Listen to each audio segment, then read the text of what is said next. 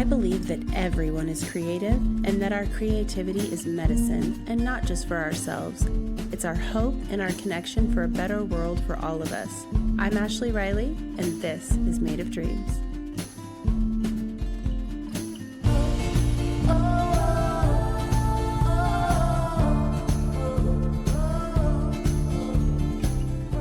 Welcome back to another episode of Made of Dreams. I'm your host, Ashley Riley, and I'm so happy you're here. This season on Made of Dreams, I'm exploring thoughts and tips on creativity and living a creative life through my 15 plus years of being an indie artist. So I've been through lots of seasons as well as through the lens of tarot. It's been a really enlightening way to think about some of the blocks and concepts in a multi-layered way and see what comes of it. I would like to say a little bit about tarot and the way I connect with it before we jump in. I love using tarot as a way to slow down and connect with myself. I don't use it as a way to predict things because I don't really resonate with that. I like to think that we always have choices in every moment. So I tend to think of it in more of a therapeutic lens of asking questions like, what is keeping me stuck in this situation? What is the energy of this?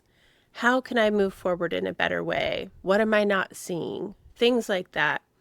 I find that being curious with everything in life is the way that serves me best. So just a little more background on how I'm using it personally and when it comes to the podcast topics. It's never a prediction or an absolute, and that's another thing I love.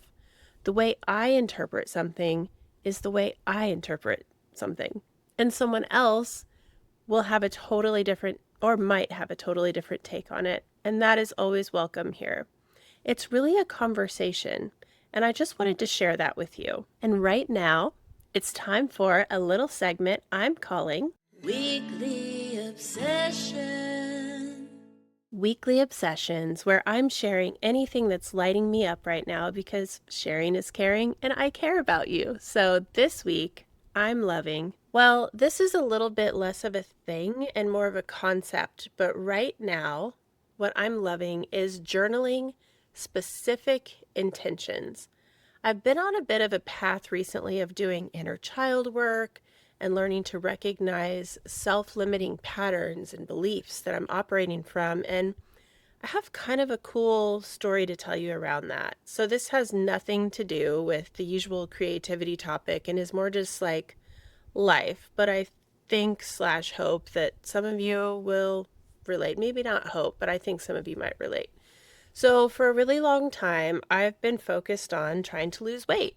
And I can't lose weight, and yay, I lost weight, and I'm doing good, and I'm doing bad, and I'm overweight, and I'm not so bad, and all of the things that we think about ourselves. And it's just something that has taken up a lot of headspace for me since way too long and way too early in my life. There have been times, you see an old photo of yourself, and you're like, oh, I remember being so critical of myself at this time in my life, and look at me, I was so cute and glowing, and I think like, wow, I can't believe how I thought I looked terrible that day. Or don't get me wrong, like when it comes to weight, I've never been like a beanpole. I've always been athletic and curvy and strong, and I'll be 45 this month, and so I'm apparently in perimenopause, definitely in the algorithm of that, and holy shit, do they really push that narrative of how terrible everything is and how you'll just get this huge menopause belly and there's nothing you can do and don't bother. Instead, take this supplement and that supplement and get on this prescription. And also we are, a lot of people are using Ozempic, and it can be hard when I see so many people who it's like working for, it seems easy, but like I personally just have this knowing that it's not for me. I've dealt with things in my life, like with my thyroid and certain medications, and I just don't think it's the route for me. So anyway, too many things in my mind and that world and that consciousness were like influencing me lately. And I started to spiral and feel like, oh my God, I can't lose weight, and I'm gaining weight, and I'm eating good, and I'm doing all these workouts, and okay, just trust the process, all the while like literally gaining 10 pounds in the last 3 months. And so not understanding why and starting to believe and buy into this narrative. So I'm wallowing and having this pity party for myself. And I think there's nothing I can do about this because I'm doing it. And I had this moment that was like, well, you can stop thinking like such an asshole. You can stop telling yourself how terrible you are and how you can't do anything. And I started thinking about how they say to create change, you need to focus less on what you can't do and think about like what would the highest version of myself, or what would the person that, does XYZ, like what would they be thinking and what kind of habits would they have, and start doing that, like embody it to become it. So this is where it gets cool. I grabbed my journal and I sat down and I wrote, I am releasing this story of struggle around weight. It's not true for me. I can understand why my body has held on to extra weight and I don't need it anymore. I'm safe. My body is safe. I release any weight over this number that I think is a good number for me easily and sustainably. I don't need that extra weight. I'm becoming my healthiest self. I effortlessly and gracefully live in the body of my dreams. And those two mantras I learned from Lauren Roxborough, who I love. And I've used her foam rolling and rebounding and sauna practices since like 2018-ish, when I was going through all my thyroid stuff. But I journaled a bit more on it and just said, like, I'm releasing this. This story is not true. I got really specific about what size clothes I wear and how I feel and the mindset I have. And I wrote it down just like that. Like, I weigh this. I wear this size. I release this story. It's easy for me to release this. And once I felt like it was fully everything I wanted to say, I wrote and said out loud, like out of the blue, I just said, and so it is. And I closed my journal. And then I did a little bit of that EFT tapping, where basically I just kind of reiterated everything that I had just journaled and did like the tapping points. And I just made the decision to drop that narrative. And I felt a shift. I honestly felt lighter. I just felt lighter. And then anytime during the rest of the day when I would start to think like, was that crazy? Or like, what? Like, I just would start to have those familiar thoughts of like, this is stupid. You can't do it. I just interrupted it and I said, I effortlessly and gracefully live in the body of my dreams and I am becoming my healthiest self. And it felt really good. And it still does. And guess what? The next day, I did my morning step on the scale and it was down 3 pounds. And then the next day, another 1.5 pounds. And then today, another pound. And so I'm doing the same things that I have been doing for the last month. But I feel like my mindset has shifted around it all. And I absolutely believe that that is a meaningful practice that came out of nowhere. I just decided to do it. And I truly feel like we have so much more power over shaping our mindset on health journeys and anything like that in a way that we don't recognize. And it was funny the day that I did step on the scale first and it was down 3 pounds. I was a little bit stunned and I enjoyed it for a second. But then my first thought was like, and now I have to do everything I did yesterday forever. And then I interrupted that and said, no, I am not going to be superstitious about this. I effortlessly and gracefully live in the body of my dreams, and I'm sticking to that. I'm still making good choices and staying active and doing my workouts, but I am not getting into a mindset loop of like, I have to do X, Y, and Z or I can't do it. So I just feel like there's something to this intentional journaling where you write it out as a certainty instead of like a desperate wish. And I'm coming to the powerful realization that every story, even when it doesn't seem like it, is a choice that we're making, whether or not we're even aware of it. So if you have loops and patterns that are causing you stress or anger or sadness or frustration, it's maybe an invitation to look at it and decide if you want to keep choosing that narrative or if there's a way to make a different choice. So that's my cool thing that I'm loving this week. It's been life-changing for my brain and my peace of mind. So that was a long story, and I'm going to go ahead and get into this week's topic about self-trust in terms of creative work. being able to turn off that editor brain and the inner critic and the worry about how your work will be perceived while you're creating it. And just now I had this realization that's really putting the cart before the horse, so to speak. It's like the work isn't done. So how in the hell would you be able to even think about what other people will think of it, or if it's good enough, if it's not even done? I had an epiphany the other day in the shower recently where I'm convinced all the greatest ideas come from. Kidding, kind of. I don't know. But I was contemplating the value of my work and whether or not it was still worth it, to be honest. I think that one of the hardest things about being a creator is maybe keeping going, like convincing yourself that it does matter, especially in this day of social media where some people are flipping movie makers with their reels. Like, there's an art to it, and it's really easy to compare my little homemade snippets of songs and whatever else I get the courage to post these days to like gorgeous pieces of content. And I had a bit of a moment where I didn't want to share my post for the most recent episode of Made of Dreams. And I thought to myself, like, what am I doing? I feel like all I'm ever doing is asking people to like, share, subscribe, etc. And for what? And something stopped me, and I thought, no, I'm not actually asking them to do anything. This is an offering, and it does have value for whoever needs it. I really don't care if I get likes or listens or views sometimes. Like, I actually turned all my notifications off years ago. I hate to say it, but I do kind of post and ghost. I'll check back on a post and see if I need to like reply to a comment or respond to something, but 9 times out of 10, I make a post and then I like go about my day. I'm not checking. And so this realization that what I'm putting out is an offering and that there is value, and I just need to put it out there and get out of the way. I wanted to share that in case it helps anyone else out there who's like hovering over the publish button. As Nike would say, just do it.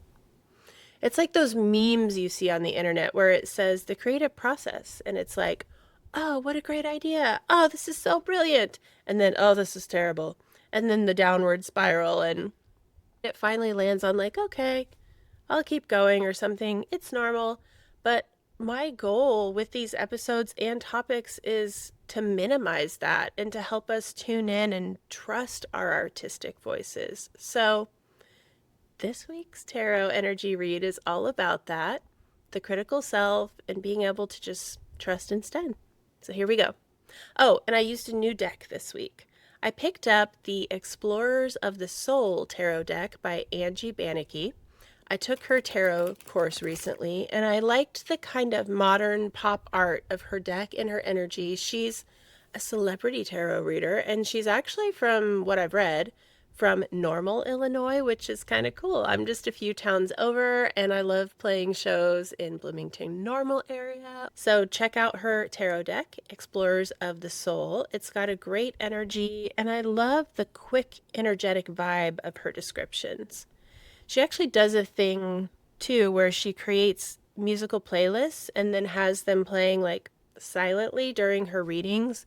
And then the song titles that pop on during different points of the reading are just another fun layer to deepen the messages, which is right up my alley. So for the heart of the matter, I pull one card and another came with it. So we actually have 2 cards. I've got the Four of Swords and the King of Pentacles for the heart of the matter.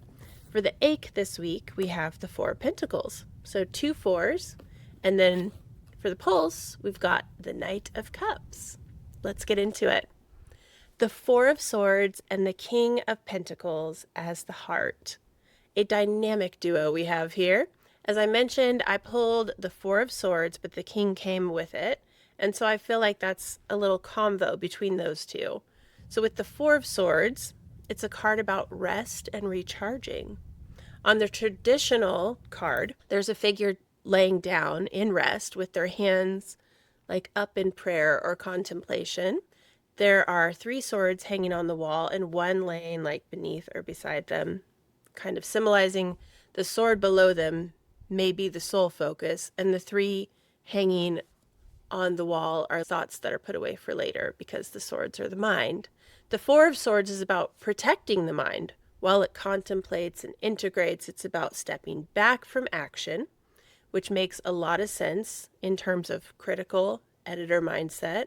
I see it less as stepping back to contemplate and judge the work and more of like taking a restful break, interrupting the editor by stopping.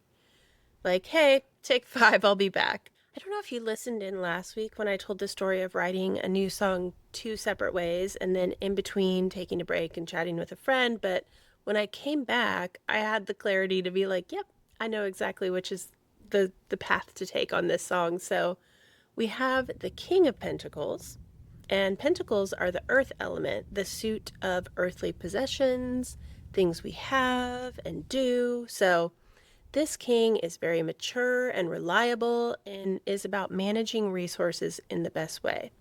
The King of Pentacles isn't stressing. He's surrounded by abundance and is in a restful position of acceptance and confidence, and he knows that he can handle it. So kings know they can provide for themselves and others.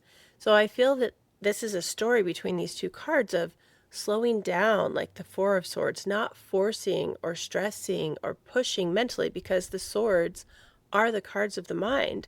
And then when we are able to do that, we can accomplish the work and the results that we're seeking with the King of Pentacles. So I really love this outlook for dealing with being too critical of ourselves and our work. Now for the ache or the pain point, I pulled the Four of Pentacles, our second 4 in the reading. So the Four of Pentacles is kind of the opposite attitude from our king. He is clutching really tightly to all the pentacles. He's got one pulled in tightly to his chest. He's got a foot on top of 2 more. And then the 4th one is balanced on top of his head. He's me when I go to the grocery store thinking, I'm just going to grab one thing. I don't need a basket or a cart. And then I'm like holding all of my goods as I clumsily make my way to the register. Sometimes I can barely move. I'm like shuffling along. It's like I'm holding on to everything so precariously that if one thing shifts, then it's all over. And it's clean up on aisle 9. It's funny because thinking of it in those terms makes me like just want to grab a cart every time I pop into Kroger. I mean, it's like I want to be free to look at whatever grabs my attention. I'm one of those weirdos that kind of enjoys the grocery store. My husband actually does most of the grocery shopping, and that's probably why I enjoy it.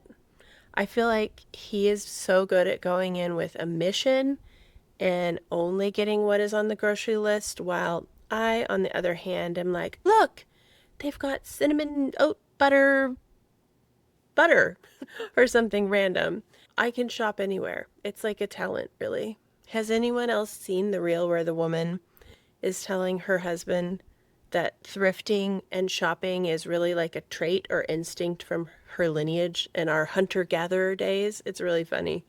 And who knows, maybe it's true. Maybe that's why we hoard the pentacles on the Four of Pentacles. It's our hunter-gatherer storing and saving primitive mentality. But in this instance, it takes away the freedom and the flow. It changes the focus from what could be and really narrows it down to only what is in your hands.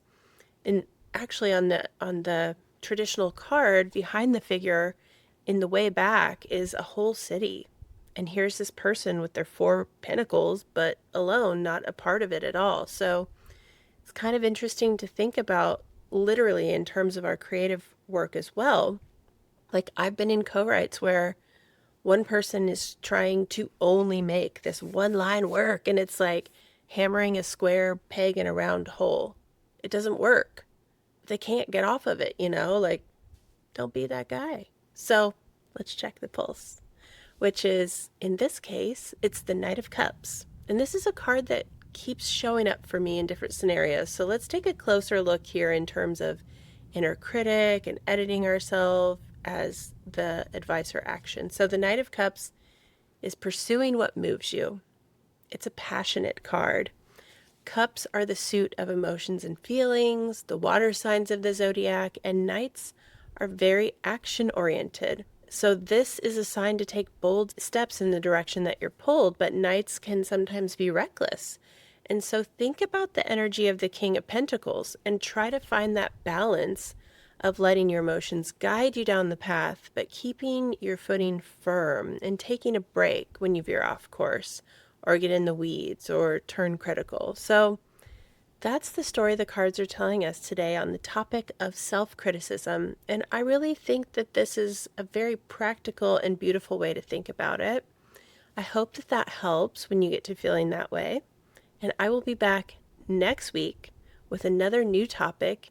And in the meantime, head over to @MadeOfDreamsPodcast on Instagram and follow along and say hello. I would love to hear from you. If you're enjoying this podcast, please consider subscribing and leaving a 5-star review on your platform of choice. And if you know someone who you think would love this episode, it would mean the world to me if you shared it. If you'd like to learn more about me or the show, head over to madeofdreamspodcast.com and you can sign up for the Dreamer's Digest and receive my creative state checklist to keep you in the flow. So I'm going to leave you with a song of mine, and in the meantime, dream on.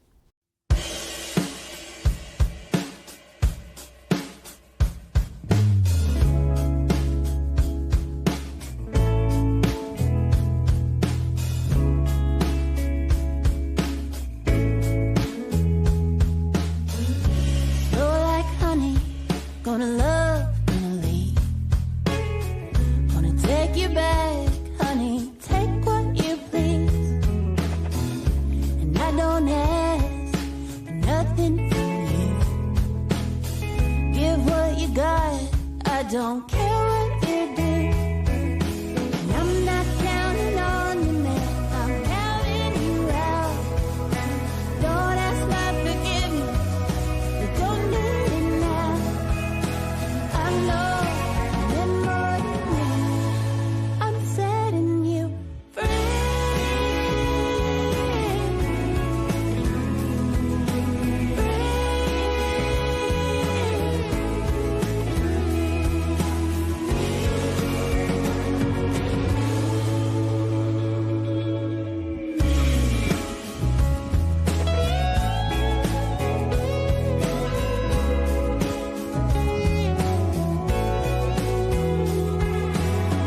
Ain't for the money, no it ain't for the views.